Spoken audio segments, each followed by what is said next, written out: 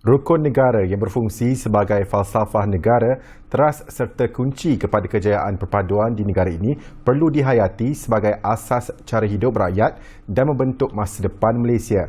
Ahli Lembaga Pemegang Amanah Yayasan Perpaduan Malaysia, Tan Sri Lee Lam Tai berkata, rukun negara merupakan agenda perpaduan negara dan adalah sangat penting supaya masyarakat dapat mengamalkan rukun negara sebagai cara hidup masing-masing. Jadi saya itu haraplah bahawa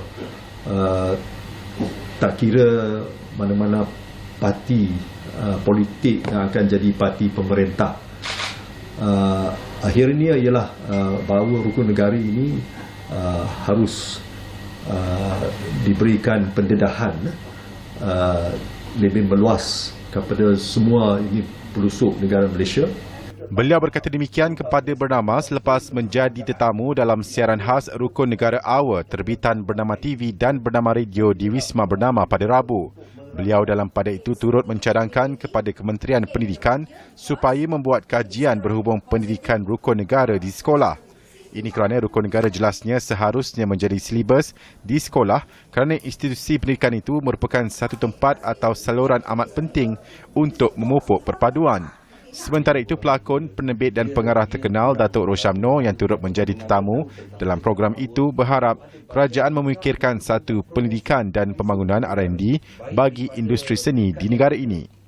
Kalau kita ada research and development, kita ada blueprint kita, maknanya industri itu akan ada satu hala tuju.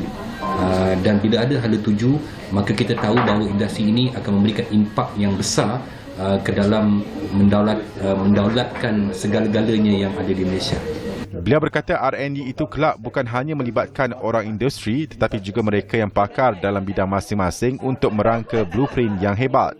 Sehubungan itu, Rosham berharap kerajaan tidak melihat industri seni sebagai pecisan kerana industri itu memainkan peranan penting dalam segala bentuk kemajuan dalam negara termasuk ekonomi, budaya dan lain-lain. Kita bicarakan sejak awal, Irfan.